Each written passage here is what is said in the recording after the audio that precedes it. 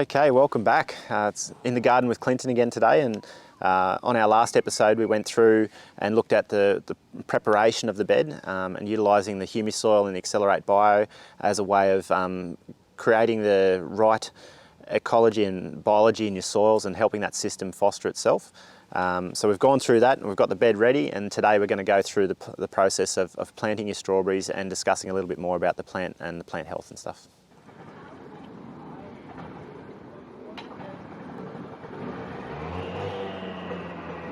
So something you would have noticed if you've been to the store, like most of the time you can find strawberry plants like this, and it's very hard, and quite often you won't find strawberry seeds and then seed packets and things. And part of the reason for that is that it is difficult to grow strawberries from seed, but also it's also difficult because they're generally pollinated only via insect pollinators, bees and other little like native bees and bugs and insects. They won't breed true to type when you use them from seed. You can get quite a variety of different strawberries. So quite often as a home grower and things, we want to sort of see the results where we get strawberries like what we see in the shops. So if you're prepared to get quite a variety and could very well get big, small and small ones, different colour ones and things like that, you can have it a crack at growing from your own seed. But generally speaking, you won't find seed packets at the store. What happens with the strawberry plants is that crown is actually the main part of the plant. You can actually trim that right back and remove that crown from the soil with the roots, and you could actually store it ready for next season. So if you had the right storage conditions, instead of like keep them in the cold and basically in the fridge, and if you prepared them right, you could actually reuse your plants for next season. And certainly that's what some people do. The other way that happens is with strawberries is how they reproduce is they actually produce what's called a runner. And what you'll see if you've grown strawberries before is that these little runners will start coming out and popping out from the plant. And what the plant's doing there is it's propagating itself another plant. So it's an exact clone of the parent. And that little piece where it touches the soil, a new plant will grow. So initially what's going to happen with this plant when it grows is it's going to go through its vegetative phase. It's going to grow a lot of leaf and everything else before you start seeing any fruits. And if your plant's growing really well and really healthy, you'll get these runners that'll start popping out. What that plant's going to do is try and take advantage of soil and area around it and try and encourage and build its growth from there. So early on, like what we might find is like if we only had the 3 little plants here, we could spread them out in this bed. And then once they start getting a little bit bigger, they'll actually put their own runners out, and we can make more plants where we could actually fill this whole bed quite easily with just the 3 plants. So keep an eye out for those when your plants start growing. Sometimes if you just want to focus on the one plant and give it the best opportunity to make the best fruit, you might want to cut those off. They're just going to take a lot of energy out of the plant. But if you're trying to fill a space and then you've got a bit of time, perfect way to save yourself some money on not having to buy extra plants. And that's actually how they propagate other plants for next seasons and stuff, is they'll actually use those runners because they're an exact clone of the strawberry to make the next season. So you're always going to get the right type of fruit at the end of the day if you do it that way. If we're looking at our strawberry plants, again, we sort of mentioned before about purchasing good healthy plants. With the tomato plants, it was the same. Like we want nice sized leaves, good colour, and a good plant. So it all comes down to what you start with is what you're kind of limiting yourself with later on. If you've got really stunted little plants, or they've looked like they're stressed and they've had leaf problems and things, those issues are potentially going to translate later on. So it might mean that your root system hasn't developed well enough, or the crown, in particular in strawberries, the crown of the plant doesn't have a lot of energy, so you're not going to get a nice big bushy plant. So those little things are ideal to look out for. This one's quite a nice little plant. This is one I selected particularly for that reason. Out of the bunch that was there, it was probably the healthiest looking one. So I'm sort of giving us the best opportunity to sort of grow our plant out and go from there. So these 2 plants are probably just in a little bit later stages of their development, so a little bit earlier, a little bit smaller. So if you're buying, especially at a store, like you're paying based on the punnet size usually, so try and get your best plant you can for your value. These guys are just a little bit smaller, probably because, I think mostly because of age. Could be a little bit because they had a little bit of stress early on, but looking at the leaf and the leaf shape, and there's no real discolorations and things going on, I think it's just really an age thing, so that's not a problem. Those plants there, given they'll probably be a week or so behind this one, And certainly if you're in a commercial setting, like you want all your plants fruiting at the same time, these guys will get planted last. You know, you'd use up all your good plants first, for instance, so you've got a nice uniformity of your growth. But for us today, these are going to be quite okay because we've got flexibility, and we also don't really want all our strawberries all at once. So, you know, you can only eat so many strawberries at once. So if we sort of create a system where we've got different plants at different stages, that's going to help sort of spread out your yield over the season. Strawberry plants are kind of quite unique.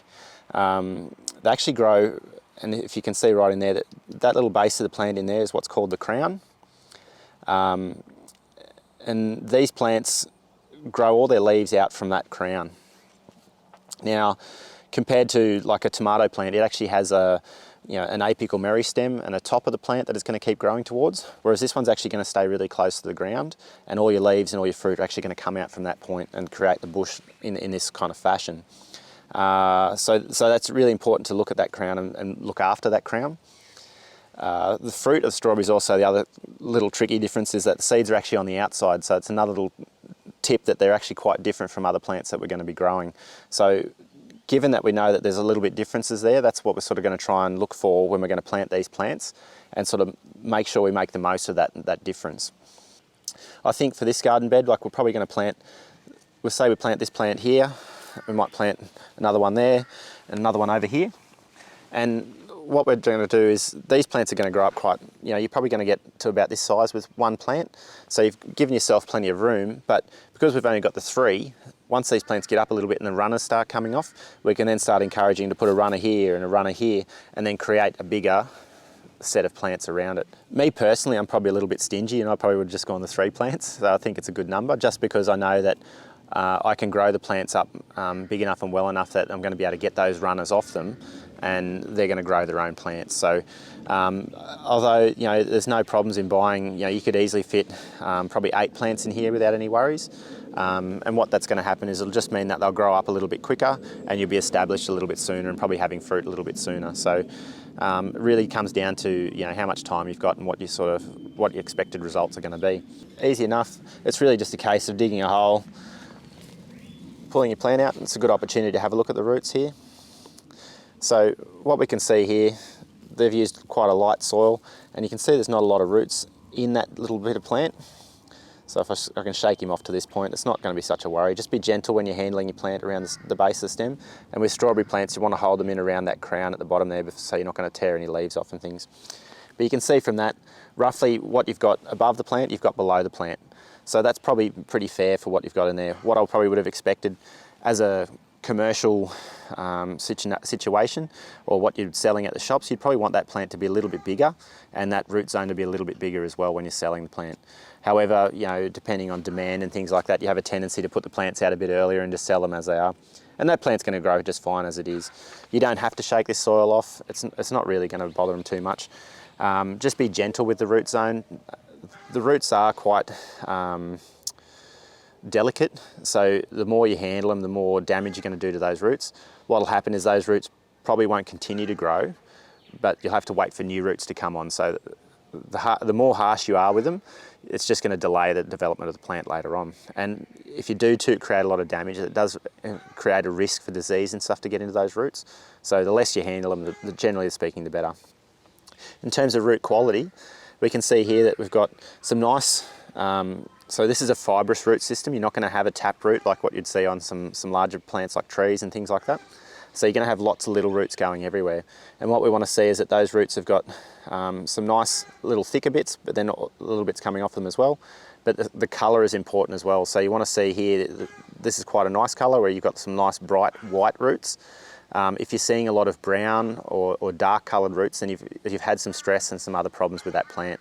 And it might not be the ideal choice for your garden. But this little plant is quite healthy at the top, and he's got quite a nice little root system below. So I think this one's going to take off quite well in the garden. It's just a case of you don't want to plant him too low, but you want to get him in nice and close like that. Try not to cover the crown too much. And then that's it. You don't want to put too much pressure on. You just want to sort of plonk him in and let that sort of solve itself. That plant will just take a little while now to re-establish. One thing to remember when you're doing plantings like this, or you're basically transplanting the plant here, is that's a a shock to the system. So you're going to create stress on that plant. There's no real way around it when you're doing transplanting, except just to be really as delicate as possible. That's why, you know, quite often when you do from seed in situation, you're not disturbing that plant's growth over time. So quite often those plants will establish quite nicely if you've got a good conditions to grow that seed. But when you're using plants like this, the nicer you can be with them and the less disruption you can do, the quicker they're going to get back to growing. But I'd expect this plant to probably sit here for about a week or so and you won't see much action. And then under the right conditions, then you'll start seeing those roots underneath will start to grow down and start to take advantage of what's there, and then you'll start to get more growth on the top. So just expect that when you're doing transplanting, there might be a little bit of a delay for that plant coming back and growing nice and quickly. Some plants, you know, some plants that grow really rapidly, you probably won't see that so often, but these guys will definitely go through that little bit of a phase. So after this, like, we'd probably look at planting the other two, probably getting a little bit of mulch around just to create a little bit of ground cover. It's not crucial at this moment. So the mulching's more about creating a water saving, but also buffering temperature. Now, a key component for us is in wintertime in Queensland, we have ideal conditions for growing the strawberries, and if anything, actually having the soil a little bit exposed is actually going to help us on a day like today to increase that soil temperature, which is going to help increase our root activity. So I would probably delay putting the mulch down here, and I'd wait until it starts getting a little bit warmer, where you start getting the day temperatures up over 25 and stuff again. Then we'd look at putting some mulch down, and then that'll help not only with your watering, but also just keeping that temperature moderated. So in terms of different types of mulches and things that you can use, anything that's going to be, I guess really what you're looking for is just organic matter. So it's going to create like a bit of an armour or a bit of protection on top of the soil. Usually, like quite often what we use is straw, there's sugarcane mulch and things like that, and they're just waste products from other production systems. So that's why they can quite often end up being a bit cheaper, but we really just want that process where it's really just an organic matter topping for your soil, and that's going to break down over time and become part of your soil. So if you're getting something in, make sure it's reasonably good quality. And that you don't have other weed seeds and stuff coming through with it. So when you're generally speaking, when you're buying from a store, they should be sourced from somewhere that is nice and clean, so you're not bringing problems into your lawn or your garden from other places. It is possible, like if you've got your own organic matter, like if you've been cutting down a lot of trees, if you've got like, I'd probably steer away from grass clippings, although they can work, but they just tend to be too dense and cause a few too many problems. So probably I'd say if you've got you know, trees and you've been doing a bit of chipping of those trees, instead of burning that rubbish or whatever, get yourself a little chipper, and then you can create your own little wood chip kind of style that you can then utilise in your garden over the top of the plants. We've sort of gone through all the processes now of bed preparation, and we've done everything now. Plants in the ground, we've done our planting. So really now it's just about sitting back, watering your plants, don't forget to water them, and watch them grow, and hopefully we're going to get some really nice strawberries in the end. So thank you again for watching. If you've got any questions and stuff, make sure you click on the links below and get on board and ask us some questions, and check out our products online, our Humisoil and Accelerate Bio, and good luck in the garden.